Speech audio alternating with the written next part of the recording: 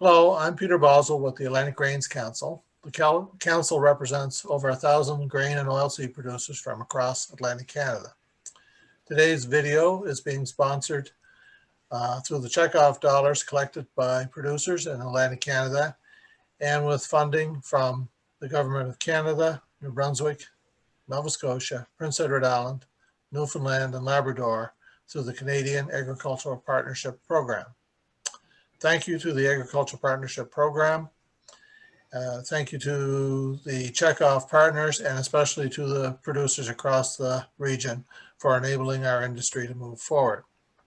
With me today is Dr. Claude Caldwell, Professor Emeritus, Faculty of Agriculture at Dalhousie University. Since his retirement in 2017, the Atlantic Grains Council assistance has enabled Professor Caldwell to continue his field work, which is aimed at having a positive impact economically and environmentally for cereal and oilseed producers. Professor Caldwell will highlight some of the work that he and his team are conducting on the potential of intercropping in the Atlantic provinces. Dr. Caldwell, over to you. Thank you very much, Peter. I'm just going to share my screen up here for you. Whoops. Okay, we're ready to go. Okay, great. Well, thanks very much, Peter. And many of the people who'll be watching this, and number one, I'd much rather be seeing each of you individually and talking about this, but such is life in 2020, 2021 right now. But what I want to talk about today, and you see the title slide there, Improving Soil Health and Land Use Efficiency Through Intercrops with Pulses. By the way, my wife said just a little while ago, for God's sake, don't be boring. So I'm going to try not to be boring.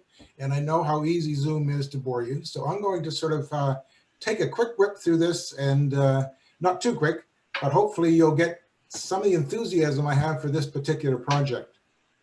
But before I do that, I guess just like everybody else, the 2020 field season to me was a bit like playing Jenga and praying to the gods, because whatever you did, it seemed to fall apart. And but with a little bit of faith, we in fact did get a pretty good field season. As some of you know, Dalhousie shut down all research back in February. So I was not able to do my work in Truro area. I would usually be working on the Truro campus. So we had to move all of our research to the Annapolis Valley. So the trials I'll be talking about were actually done in the Annapolis Valley. Logistics were a wonder to behold. And so anyway, I'll show you some of what happened. So as Peter mentioned, I'm really very thankful for the assistance the Atlantic Grains Council has given.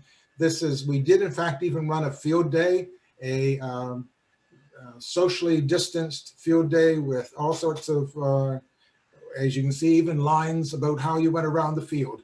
And this is some of the trials you're looking at in terms of spring wheat management, variety trials, those sorts of things. I'm not going to report about those right now, but it actually went very well on this site.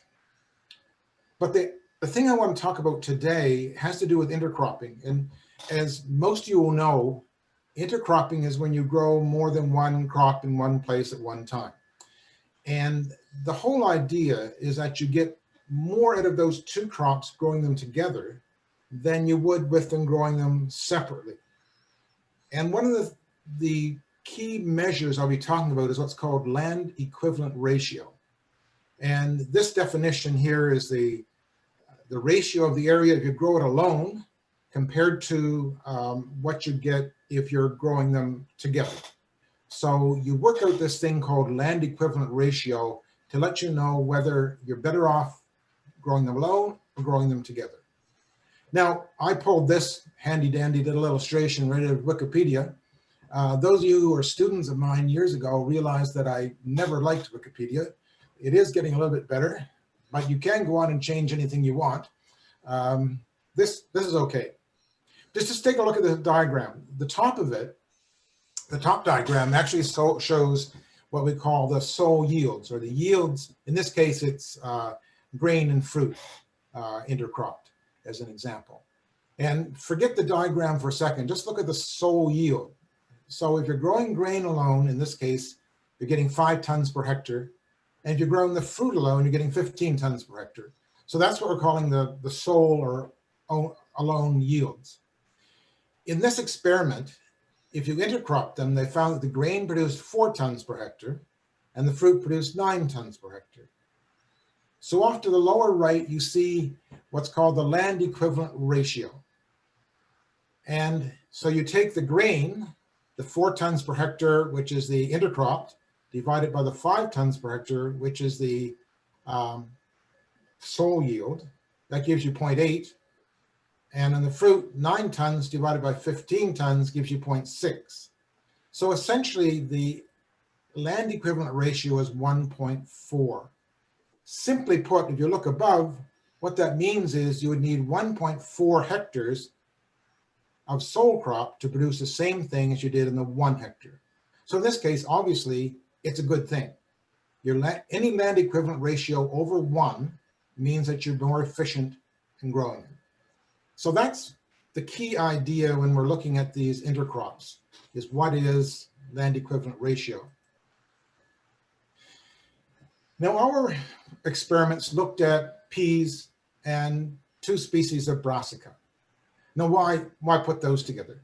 Well, everybody really wants to have something different in the rotation that breaks the rotation, breaks up the disease cycle, perhaps breaks up the soil profile, but you have to have crops that don't compete with each other. If they're competing too much, you just don't get the benefit. So you think about a pea crop, it is a legume, it's producing nitrogen, it has a rooting pattern quite different than a taproot that is in, say, canola or mustard or something like that. The other thing here is that if you look at the products that come out of the two, they're also complementary. That you get, brassica will give you oil, pea will give you more protein. And in the case of the 2 that we're working with, they actually separate quite well. If you want to separate them at the end, then you can seed clean them out. The idea being that you can get an improved economic return per land area. So our objective in these simple experiments was to determine the best ratio of the peas and brassicas to give us oil, protein, and profitability. That's really what we were trying to do. These aren't all new ideas. You go back to Saskatchewan. This is quite a few years ago. I pulled this information where they grew yellow peas and yellow mustard, or yellow peas and brown mustard, green peas, yellow mustard, so on, in the combinations. And if you look over in the right-hand column, the LER column, you can see that they were able to get land equivalent ratios higher than 1. Now, my problem with this particular trial is that they really didn't look at how much of each crop you should have. And one of my honors students, Hannah Arsenault, who is presently doing her master's, looked at 4 pea seeding rates, 0, 100, 150, 200 seeds per meter squared, and 3 camelina seeding rates, 0, 200, and 600. Now, really, one of the problems with this trial is we weren't hitting the best rates of any of them. But before again, anyone that had me as a professor knows that I go off on a sad tangent, so I won't.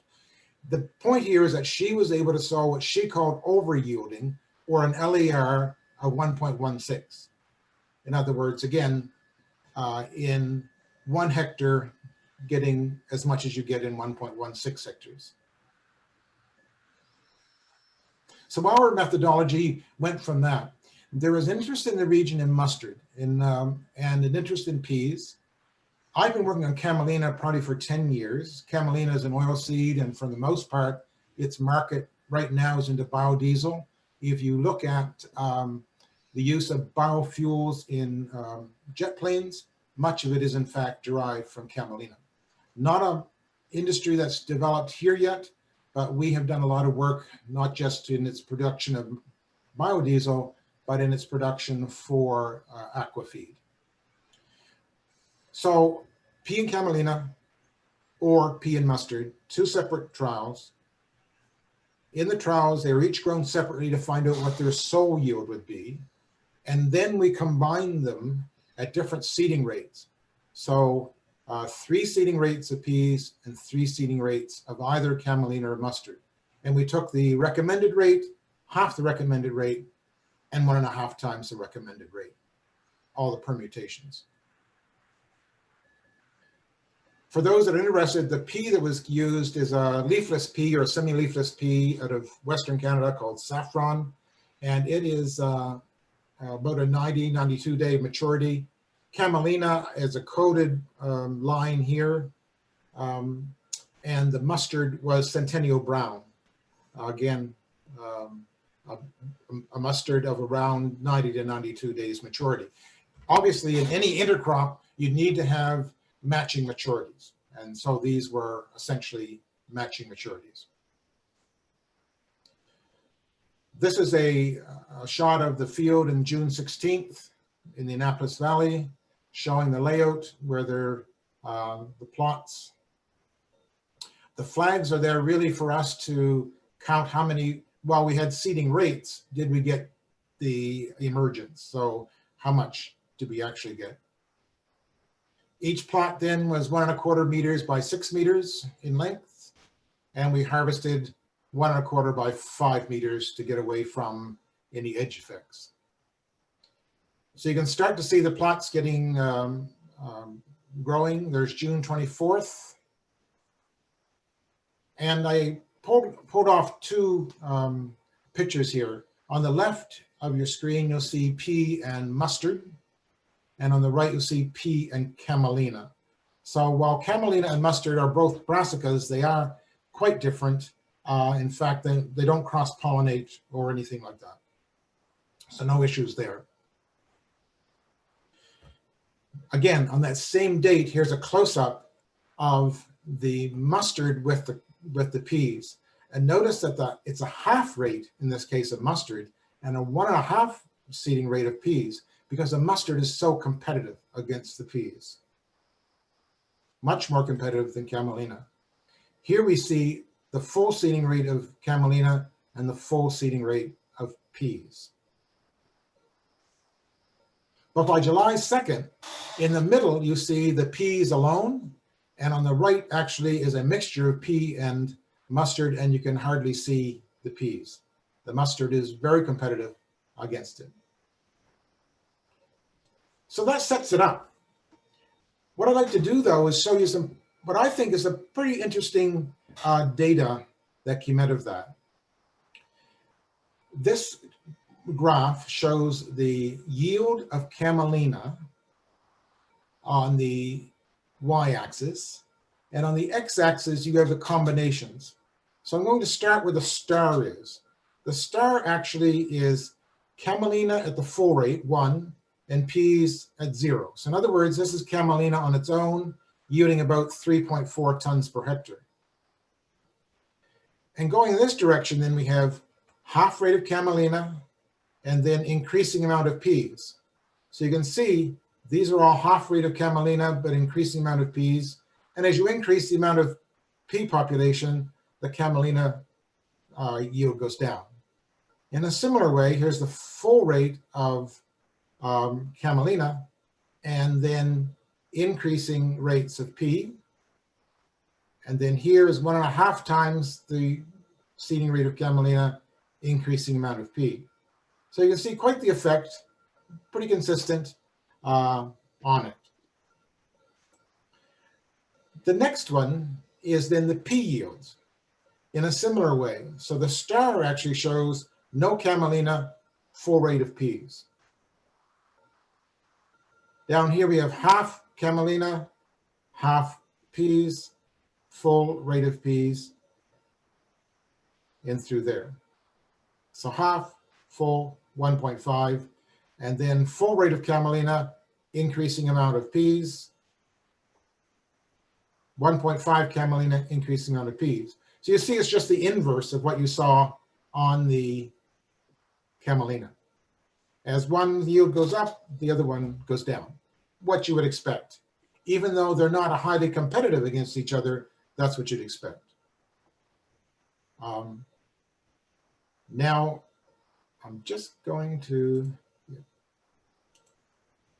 in the next slide, it shows then the LERs. As you can see on the top, here's the yield of camelina on its own, 33.14. Here's the yield of peas on its own, 39.51. And obviously the land equivalent ratio is 1. There's no other thing there.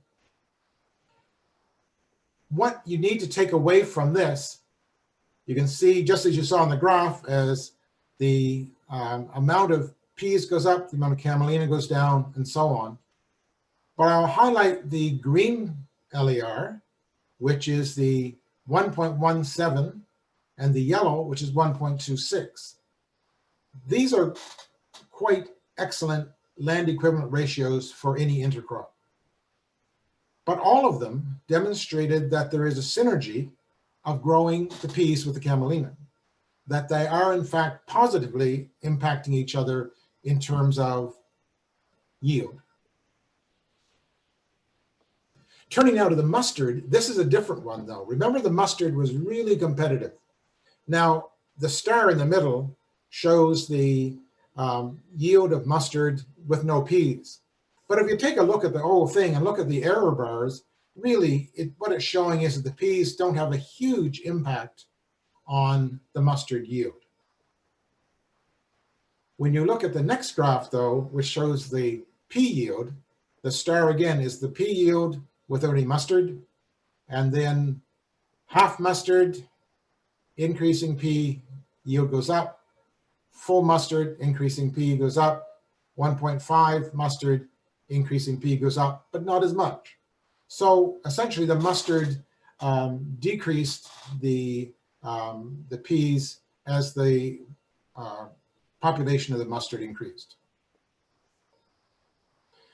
However, what I find really interesting about this trial, take a look at the mustard yield on its own. Now, this is not a wonderful yield of mustard in this trial, but it's 1.3 tons per hectare. When you added peas, it actually went up to 1.6. So taking a look at mustard at a full rate and peas at a half rate, you end up with an LER 1.4.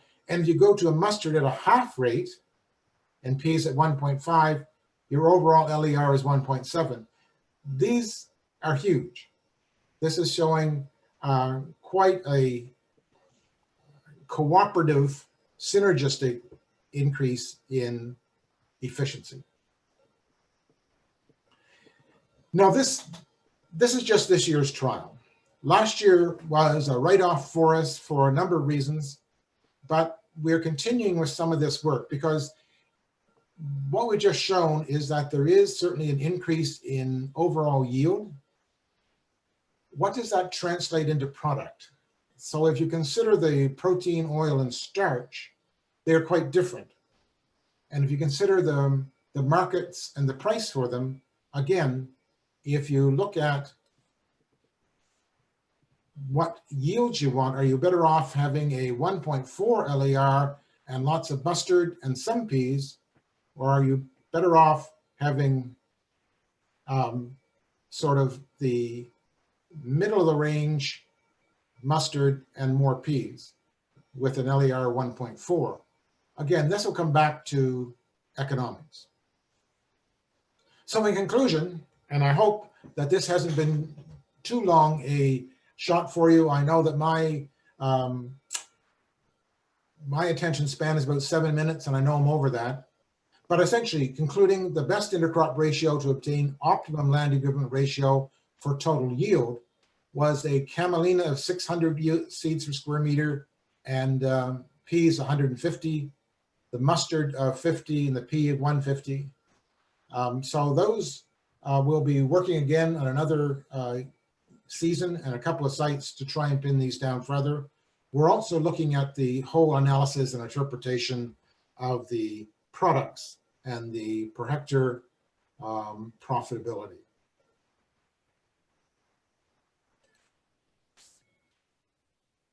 mixed one. We often wear masks in the field for dust, but it looks like we must have worn them all the time this year. Anyway, Peter, that's the end of my presentation. I'd be open to questions if you have any. Well, thank you very much, Claude. It's quite interesting when you consider that there's a lot of potato rotations in PEI looking to utilize mustards in at least some part of the rotation to control some soil pests. You've sort of opened a window there to potentially turning that into something that could return a little bit of money. Have you done or are you planning to do any testing on the soils to see the impact on soil health? Yes, I mean, as you notice in the title, part of what we're doing is looking at soil health as well in this. So we are doing some follow-up work on that, and it is part of a larger type of trial that we're doing with mustard too. So I think it's a real opportunity from Prince Edward Island, considering that there are some, marketing opportunities for both peas and mustard that have companies on the island too. And the other thing that's interesting is both the peas and the mustard are relatively close in maturity, which means if they're planted in May at some point, they'll be off at the end of August, at the latest early September, which then provides potentially a good place for a winter cereal such as winter wheat to take advantage of any nitrogen left over from your peas. Absolutely, good point. And that was part of our feeling on this as well. If we, if you can possibly get these in the first couple of weeks or first week in May, you've got them off in time either for winter wheat or a good cover crop on the basins too. Yeah, and if you separate the seeds at harvest before storage, you still have time to use some of your mustard that you may have saved as a potential winter cover crop. Yep, absolutely. I think it has great potential, both from sort of the environment and economics, but just as a biological thing too. It's a great way to look at interactions at the root zone, to look at, again, as you mentioned, soil health, and we're looking at sort of the microbiome here as well. We don't have those results yet, but we're looking at what that could do. So the thoughts are for 2021 to do some similar work, perhaps still down in the Annapolis Valley? Well, we're hoping to have much of our work back in the Truro area, but we will be doing this trial in the Annapolis Valley as well. Oh. And we're trying to have it in New Brunswick and in Prince Edward Island as well. Okay. Well, thank you very much, Dr. Caldwell. This is very, I think, interesting concept, the concept of intercropping. It's good to see somebody working on this, and from the Atlantic Grains Council, thanks very much, and we'll be in touch. Thank you very much, Peter. It's a pleasure. That concludes improving soil health and land use efficiency through the use of intercrops with pulses. I've put Dr. Caldwell's contact information up on the screen, claude.caldwell@dal.ca. Thank you to Dr. Caldwell, and thank you to AGC's Chekhov Partners, Producers, and the Canadian Agricultural Partnership. Have a great day.